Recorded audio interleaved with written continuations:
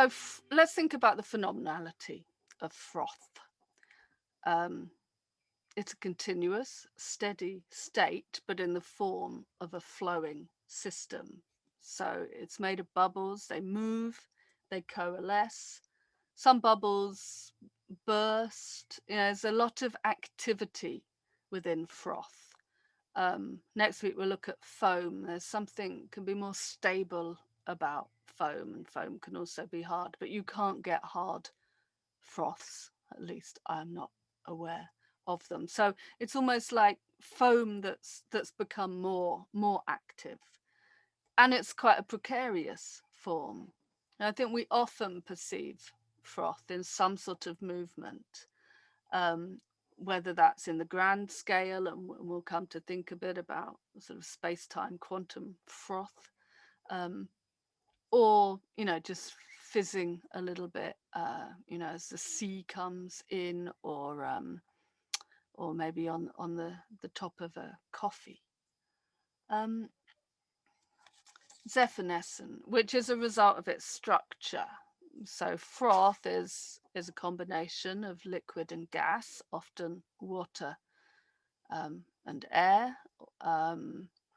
in in first natural forms, but obviously many other liquids and many other gases.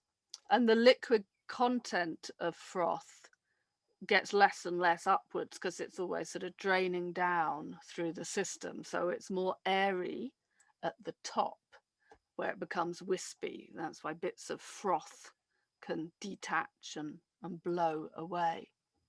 So that's the physicochemistry of froth. And those are characteristics that can be used, for example, in mineral separation using froth flotation, whereby there's a valuable mineral you want to get, and you use surface chemistry to make it repel water. So you make it hydrophobic, and then you shoot air bubbles in, and the hydrophobic particles will stick to froth and float up to the surface, so you can then extract them from that surface layer. And all the waste and the stuff you don't want stays in the liquid below. So that produces a precious froth. More often, though, froth is seen as something worthless or without substance, a triviality, or also a scum. So froth can be scum, can be this surface muck or dirt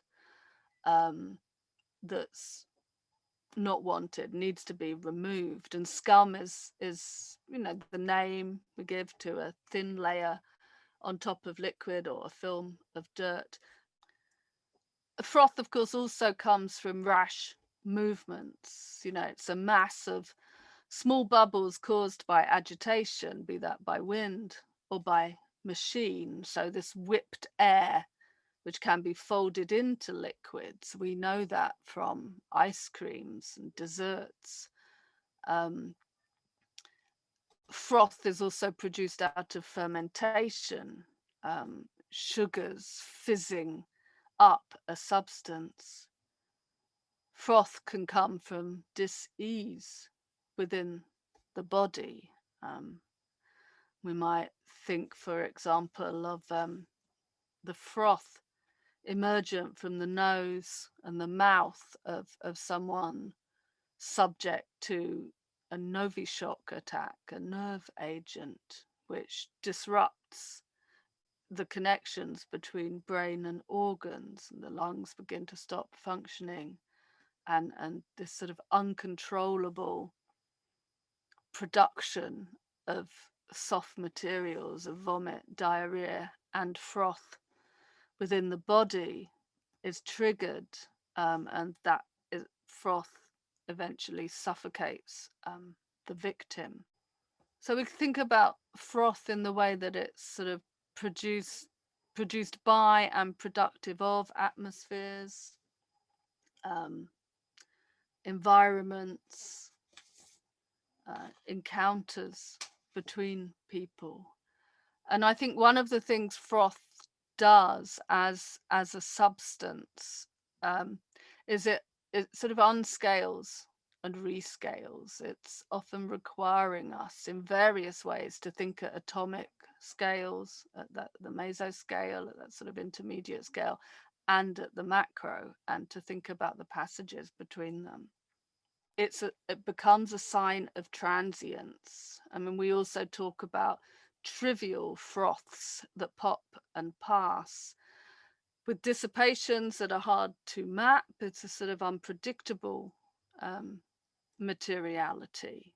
Can't necessarily predict where it will appear or where it will go or what extent it will have.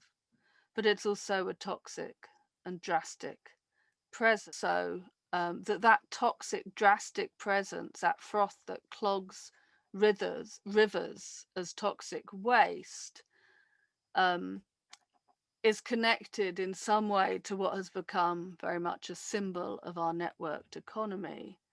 Um, on the one hand, that's, there's a massive production for global markets that produces concentrations of production in certain parts of the world, that produces a busyness of activity and a chemical surplus that results in froth through highly technologized and low regulated practices.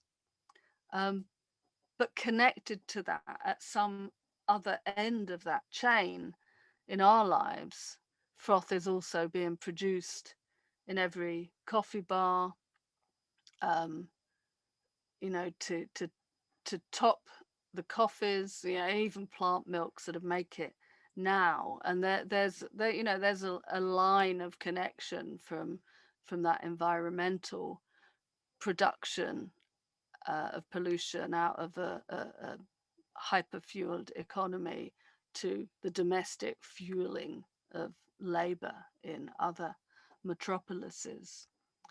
And there's a weird way, in which it turns sculptural.